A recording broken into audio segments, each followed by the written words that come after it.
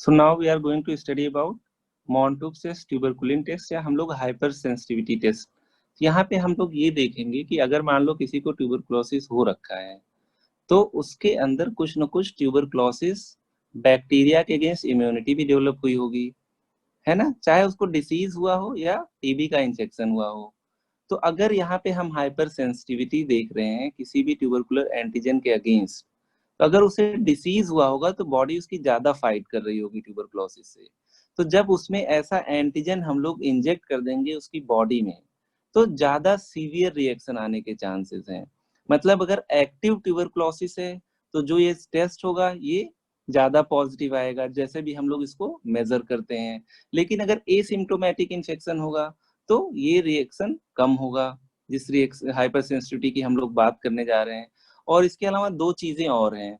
अगर आपने किसी का ब्लड विदड्रॉ किया, उसको लैब में ले जाके टेस्ट कर रहे हैं तो बॉडी से बाहर टेस्ट कर रहे हैं तो आप लोग कहते हो in vitro test.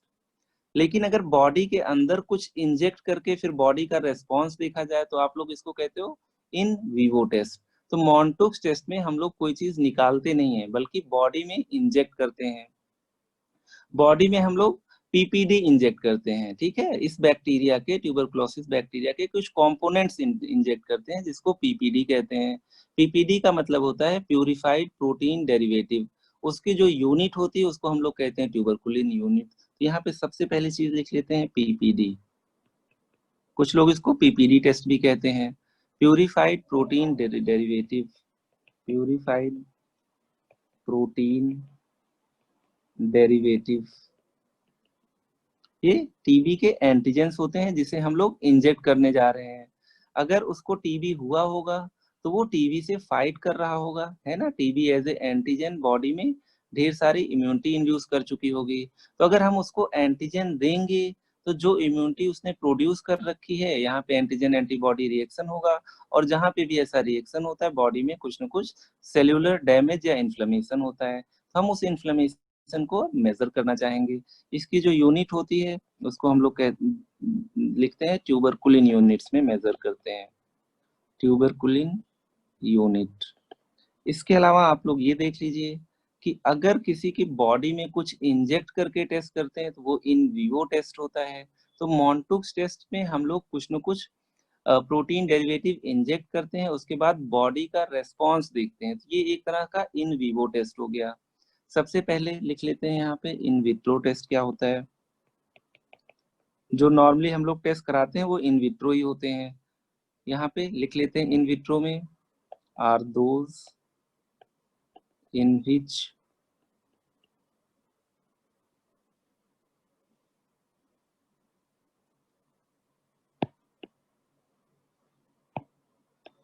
which are performed outside body,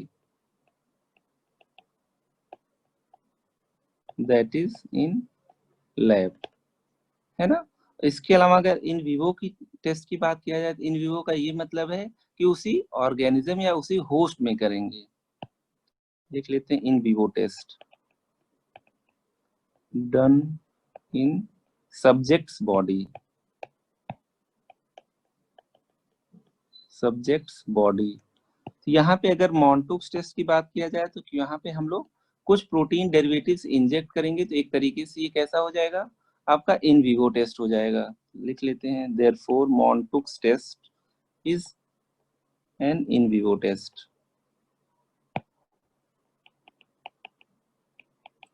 is an in vivo test. अब यहाँ पे ये भी देखना है कि जो हम लोग पीपीडी इंजेक्ट करते हैं कहाँ पे इंजेक्ट करेंगे और कितना इंजेक्ट करेंगे। तो यहाँ पे जो पीपीडी की यूनिट होती है वो ट्यूबरकुलिन यूनिट होती है। लिख लीजिए PPD equivalent to 5 tuberculin units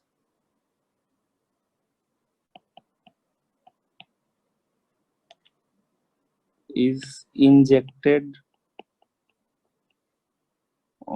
at volar aspect, अभी डायग्राम में भी देख लेंगे, ऑफ आर्म या फोर आर्म।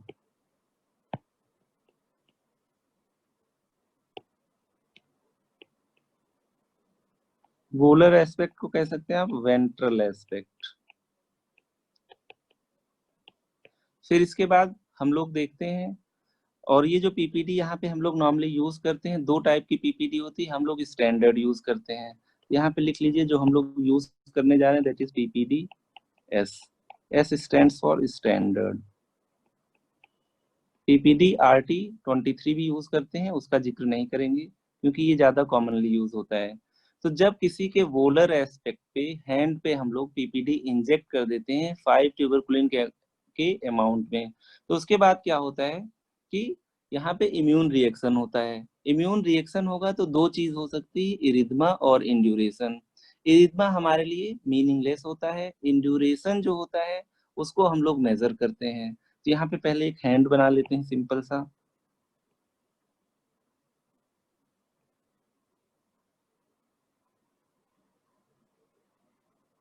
ये किसी का हाथ है, तो हम लोगों ने पीपीडी को यहाँ पे सपोज इंजेक्ट कर दिया। अब यहाँ पे इंजेक्ट करने के बाद थोड़ा बहुत इरिथमा मिलेगा पेशेंट को। इरिथमा मतलब रेडिश डिस्कलरेशन, तो चलिए इतना रेडिश डिस्कलरेशन हो गया। इसके अलावा कुछ ऐसा होगा कि कुछ रेज्ड एरिया भी होगा, जिसको हम लोग रेड एरिया को हम लोग बोलेंगे एरिथमा,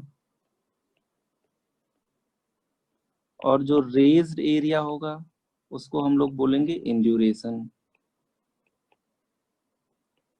इंड्यूरेशन तो ये हमारे किसी काम का नहीं है, ठीक है। इसको हम लोग मेजर करके हाइपर सेंसिटिविटी चेक करते हैं। This is measured. एक डायग्राम भी देख लेते हैं फिर आगे बढ़ते हैं, तो थोड़ा सा इसको बताने में इजी रहेगा।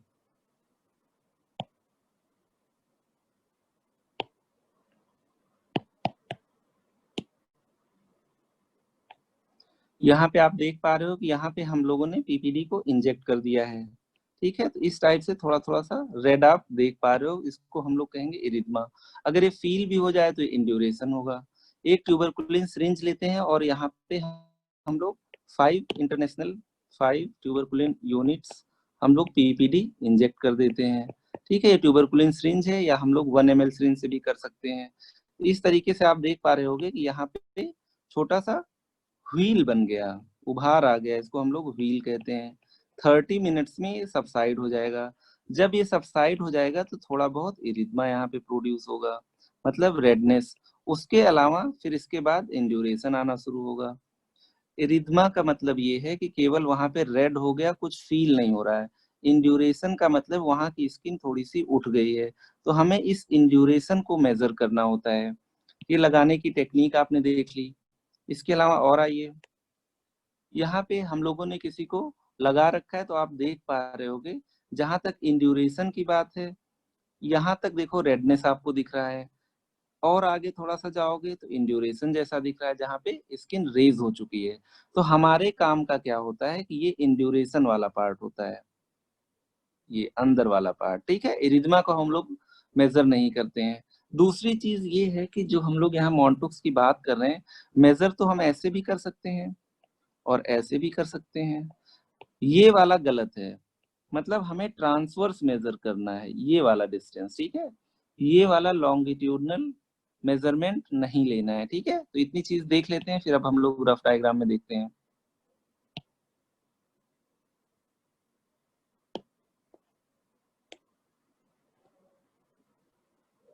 इस डायग्राम में, अगर इस डायग्राम की बात किया जाए तो मान लीजिए ये इसका लॉन्गिट्यूडनल पार्ट है और ये इसका ट्रांसवर्स पार्ट है। तो हमें केवल ट्रांसवर्स एरिया मेजर करना होता है, जो कि आपका इंड्यूरेशन का होता है, ठीक है, एरिथमा का भी नहीं। तो एक और डायग्राम नीचे बना लेते हैं, फिर आगे चलते हैं। जैसे मान लीजिए किसी का हैंड है,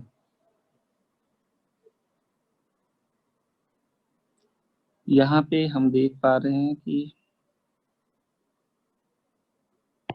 आपने किसी को दिया ट्यूबरकुलिन, फिर उसके बाद इसमें थोड़ा सा एरिथमा आया, इतना। लेकिन जो आपका इंड्यूरेशन वाला पार्ट है, जो थोड़ा सा रेज्ड पार्ट है, वो इतना आ गया, ठीक है। तो रेड पार्ट को हम लोग इरिथमा लेबल कर देते हैं। ये इरिज्मा है, मतलब रेडिश डिस्कलेशन है, इससे हमें कोई मतलब नहीं है। उसके अलावा ब्लू पार्ट को हम लोग कह देते हैं दिस इज इंड्यूरेशन। मतलब यहाँ पे आप फील कर रहे हो तो स्किन थोड़ी सी उठी हुई है, रेज्ड स्किन। इसको हमें मेजर करना है। मेजर करेंगे इंची टेप से। और ट्रांसवर्स मेजरमेंट इंपॉर्टेंट होगा, तो एक लाइन और यहाँ पे बना लेते हैं। ये आपका मेजरमेंट ट्रांसवर्स हो जाएगा, ये आपका लॉन्गिट्यूडनल हो जाएगा। लॉन्गिट्यूडनल, तो लॉन्गिट्यूडनल हमें नहीं लेना है, ये ट्रांसवर्स डायमीटर हमें लेना है। ट्रांसवर्स डायमीटर, ठीक है, ये हमको लेना है। तो यहाँ पे लैंग्वेज में एक बार और लिख लेते हैं। PPD is measured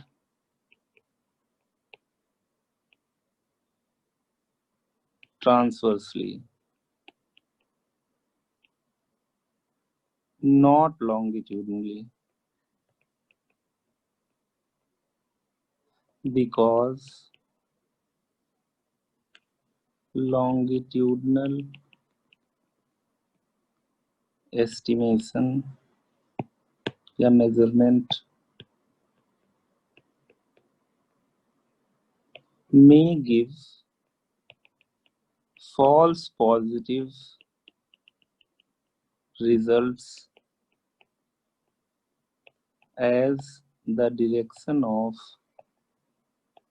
lymphatic flow is towards heart या longitudinally। देखिए इंपॉर्टेंट पॉइंट इसलिए है कि जैसे मान लीजिए आपने किसी को PPD लगा दिया, PPD लगाने के बाद ये इस तरीके से भी मैनिफेस्ट हो सकता है, इस टाइप से। हम इंड्यूरेशन की बात कर रहे हैं, तो हमें ये लॉन्गिट्यूडनल वाला नहीं लेना है, क्योंकि जो लिम्फ का फ्लो होता है, लिम्फेटिक्स का जो फ्लो होता है, वो इसी डायरेक्शन में होता है। ये क्या होगा, जो ट्यूबरकुलिन एंटीजेंस होंगे उसको इस तरफ ड्रेन कर ले जाएगा, और एक लंबा सा आपको इतना बड़ा सा डायगोनल मिल जाएगा। ये फॉल्स पॉजिटिव रिजल्ट के लिए रिस्पॉन्सिबल होगा। लेकिन अगर आप ये ट्रांसवर्स डायमीटर ले रहे हो, तो ये ट्रू हाइपर सेंसिटिविटी बताएगा। ट्रांसवर्स डायमीटर, इसमें लिम्फेटिक फ्लो का कोई रोल नहीं है, तो ये ट्रू हाइपर सेंसिटिविटी बताएगा। हाइपर सेंसिटिविटी, तो याद रखिएगा, जब भी हम लोग ट्यूबरकुलिन टेस्ट करते हैं, तो जो एरिया, जो डायमीटर मेजर करते हैं, वो ट्रांसवर्स मेजर करते हैं। लॉन्गिट्यूडनल मेजर नहीं करना होता है, क्योंकि कुछ अमाउंट ऑफ ब्लड या अमाउंट ऑफ ब्लड का जो फ्लूइड है, उसको लिम्फेटिक्स ड्रेन करते हैं, हार्ट को वापस देते हैं। 90% तो वेन से चला जाता है। जो 10% लिम्फेटिक्स जाते हैं, वो इस ट्यूबरकुलिन को स्प्रेड कर सकते हैं। तो जो यहाँ पे आपका इंड्यूरेशन आएगा, वो लॉन्गिट्यूडनली थोड़ा सा बड़ा मिल सकता है, हॉरिजॉन्टली आपका ट्रू मिलेगा। तो लॉन्गिट्यूडनल हमें नहीं लेना होता है। जो हम लोगों ने डायग्राम देखा, इसमें भी जो मेजर करने का तरीका है, ये आइडियली हॉरिजॉन्टल ही है, ठीक है। मेजर हम दोनों कर सकते हैं, लेकिन ये लॉन्गिट्यूडनल वाला कभी कभी फॉल्स पॉजिटिव बताएगा, लेकिन हॉरिजॉन्टल वाला या ट्रांसवर्स वाला आपको ट्रू एस्टिमेशन देगा कि कितनी हाइपर सेंसिटिविटी है यहाँ पे, है ना। और डिपेंड करता है कि कितना ज्यादा इंड्यूरेशन है, उसी बेसिस पे हम कहते हैं कि मॉन्टुक्स टेस्ट पॉजिटिव है, कि इंटरमीडिएट है, या मतलब बॉर्डर लाइन है, या नेगेटिव है ना। अब यहाँ पे कुछ लाइन लिख लेते हैं।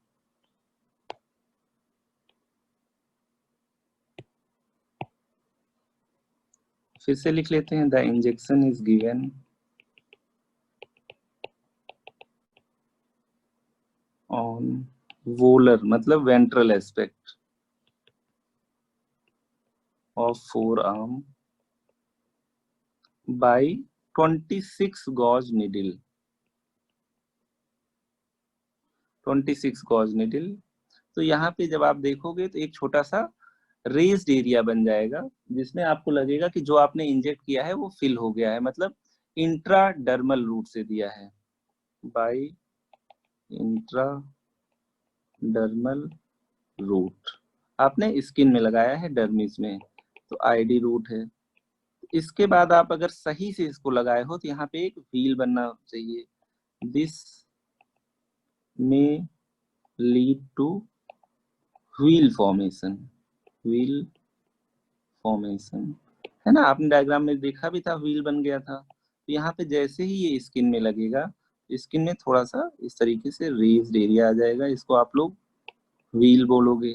ये जो व्हील है ये 30 मिनट्स में सबसाइड हो जाएगा, मतलब जो भी आपने ट्यूबरकुलिन एंटीजन दिया है, डर्मिस में ब्लड वेसल्स होती हैं, उसमें एब्जॉर्ब हो जाएगा। तो व्हील डिसअपियर्स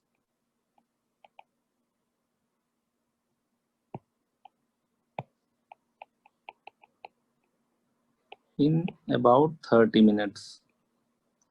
अब जब 30 मिनट्स हो जाएंगे तो इसके बाद क्या होगा, इस जहां पे व्हील था वहां पे पहले इरिथमा आना शुरू होगा, ठीक है, फिर इरिथमा के बाद इंड्यूरेशन आना शुरू होगा। हम लोगों ने पहले ही डिस्कस कर लिया, इरिथमा से हमें डायग्नोसिस में कोई हेल्प नहीं मिलती है, इंड्यूरेशन से मिलती है ना। अब देख लेते हैं कितनी देर में हम इसको रीड करेंगे।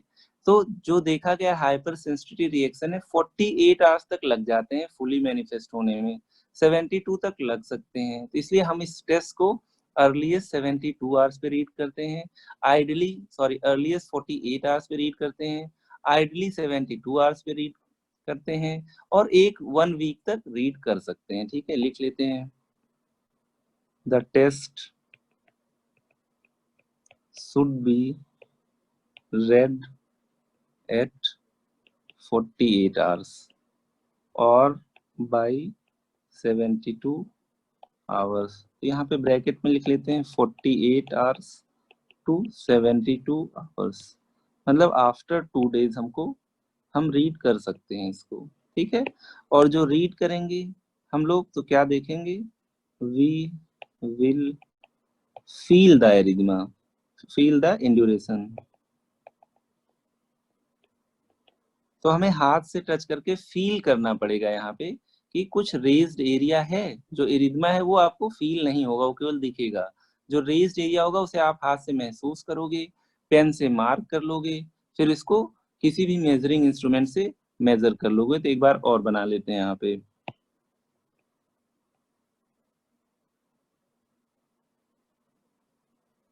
इस टाइप से आपने ट्यूबरकुलिन यहाँ पे दिया था, और समझ लीजिए कि यहाँ पे इतना एरिथमा हो गया, इस टाइप से कोई मतलब नहीं है एरिथमा का।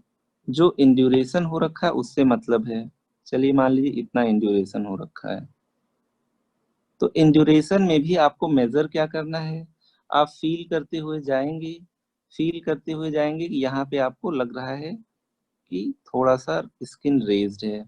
अब आप इस चीज को मेजर कर लीजिए, यहाँ पे मार्क कर लीजिए, और फिर इस एरिया को मेजर कर लीजिए। ठीक है, तो ट्रांसवर्स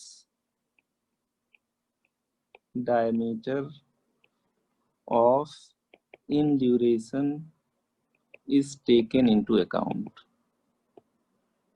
कितने देर बाद लेंगे हम लोग इसको, एटलीस्ट 48 आवर्स, मतलब एटलीस्ट 2 दिन के बाद हम लोग इसको मेजर करेंगे। तो ये देखा जाए तो काफी सिंपल है मॉन्टुक्स टेस्ट। अब हम लोग इसको इंटरप्रेट भी करना चाहेंगे, इंटरप्रेट करना चाहेंगे तो ये भी देखेंगे कि कब इसको पॉजिटिव कहेंगे, कब इसको नेगेटिव कहेंगे, कब इसको बॉर्डर लाइन कहेंगे। कभी भी इरिथमा नहीं देखेंगे, हमेशा हम लोग इंड्यूरेशन की बात करेंगे। ठीक है, अब देख लीजिए यहाँ पे इंटरप्रिटेशन।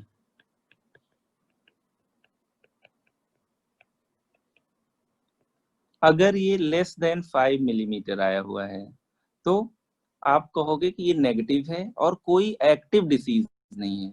फिर से रिपीट कर रहे हैं, डिसीज की बात हो रही है।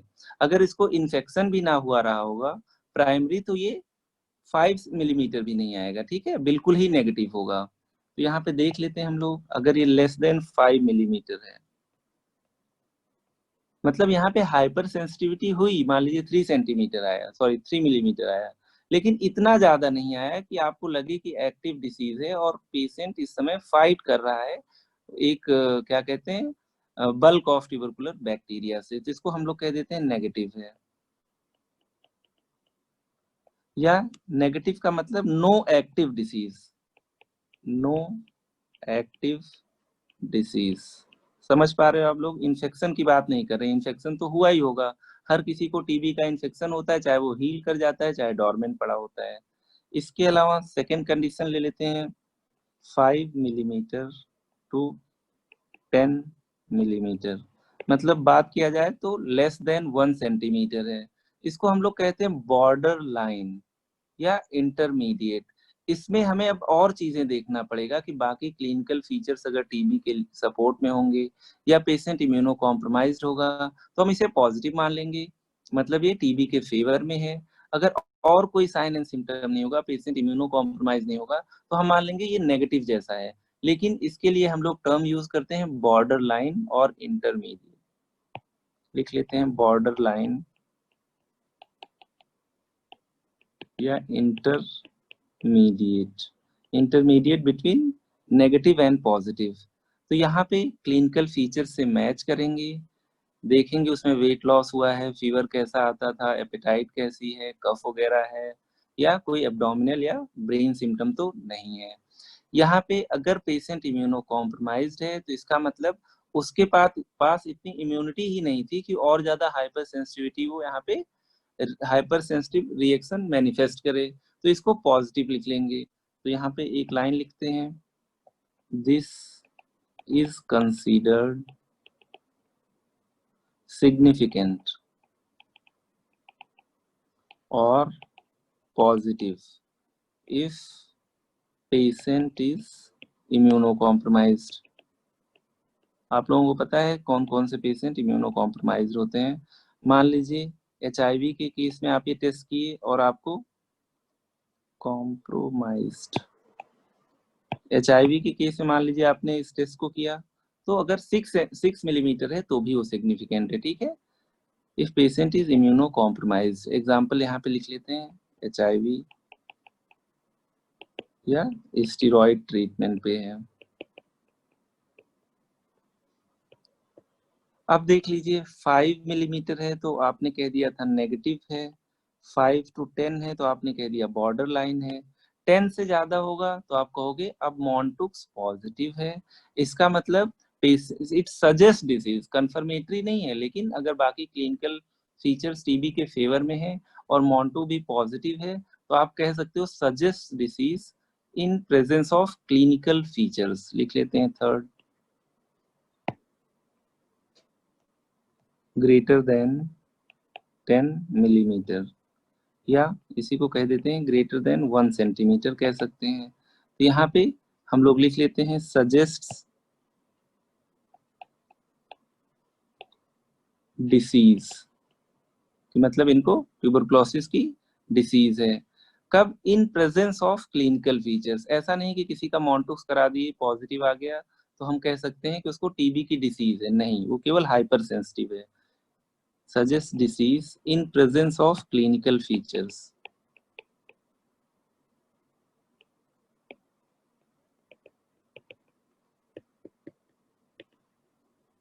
In presence of clinical features. तो यहाँ पे देखा जाए तो आपका मॉन्टुक्स टेस्ट एक सिंपल सा इन विवो टेस्ट है, जिसकी वजह से हम एक सस्पेक्टेड ट्यूबरकुलर पेशेंट को हमने एक और इनपुट ले लिया कि हाँ ये ट्यूबरकुलोसिस हो सकता है। देखो कभी कभी ऐसा होता है कि किसी को बलगम ना आए, है ना, किसी में बाकी फीचर्स ज्यादा हो सकता है किसी को एब्डोमिनल टीबी हो, तो ऐसे केसेस में पीपीडी हमारा एक सपोर्टिव एविडेंस के तौर पे लिया जाता है। अगर मान लीजिए किसी का स्प्यूटम पॉजिटिव आ गया है तो मॉन्टुक्स का वहां कोई रोल नहीं है, हो सकता है मॉन्टुक्स पॉजिटिव आए, हो सकता है मॉन्टुक्स नेगेटिव आए, तो मॉन्टुक्स का वहां पे इतना रोल इसलिए नहीं होगा क्योंकि डायग्नोसिस ऑलरेडी बन चुकी है। जहां पे हमें सपोर्टिव एविडेंस की जरूरत होती है वहां मॉन्टुक्स का रोल बढ़ जाता है, ठीक है। तो जहां तक हम लोगों ने मॉन्टुक्स टेस्ट पढ़ा है एक बार फिर से देख लेते हैं।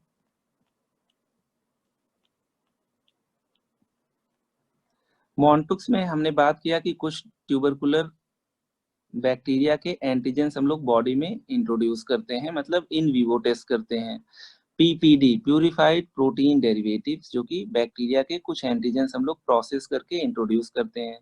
इसकी जो यूनिट होती है वो ट्यूबरकुलिन यूनिट होती है। यहाँ पे बात किया जाए तो कितनी ट्यूबरकुलिन यूनिट कितना देते हैं, अगर हमने पीपीडी एस लिया है, मतलब स्टैंडर्ड पीपीडी लिया है, तो 5 ट्यूबरकुलिन यूनिट हम लोग इंट्राडर्मल रूट से वोलर एस्पेक्ट या वेंट्रल एस्पेक्ट ऑफ फोरआर्म पे इंजेक्ट करते हैं। उसके बाद जो इरिथमा होता है उसको नेग्लेक्ट कर देते हैं, जो इंड्यूरेशन होता है मतलब जो रेज्ड स्किन होती है उसको हम लोग मेजर करते हैं। यहाँ पे हम लोग डायग्राम भी देख पा रहे हैं। 4 to 9 को हमने कह दिया है वीक रिएक्शन है, 10 to 15 को पॉजिटिव एवरेज है, अगर उससे भी ज्यादा है तो स्ट्रांगली पॉजिटिव कह सकते हैं। इसके अलावा हम लोगों ने आगे देख लिया था कि इसको 26 गॉज की निडल से हम लोग इंट्राडर्मल रूट से देते हैं, और यहाँ पे फिर जो ड्रग इकट्ठा होगा उसकी वजह से एक छोटा सा व्हील बन जाएगा जो 30 मिनट्स में एब्जॉर्ब हो जाएगा। अब इरिथमा आएगा और इंड्यूरेशन आएगा। इरिथमा को हमें अकाउंट में नहीं लेना है, इंड्यूरेशन जो होगा उसको हम लोग ट्रांसवर्सली मेजर कर लेंगे। इसके अलावा आपके पास नेक्स्ट डायग्राम ये है कि यहाँ पे आपको इरिथमा भी दिख रहा है, इंड्यूरेशन भी दिख रहा है, ये भी आप देख पा रहे हो। इसको हम मेजर कर रहे हैं तो ट्रांसवर्स डायमीटर इस स्केल से हम लोग ले रहे हैं। स्केल, इंची टेप, किसी भी चीज से ले सकते हो। इस डायग्राम में इरिथमा देखो यहाँ से आपको दिखना शुरू हो गया, लेकिन इससे हमारा कोई वास्ता नहीं है।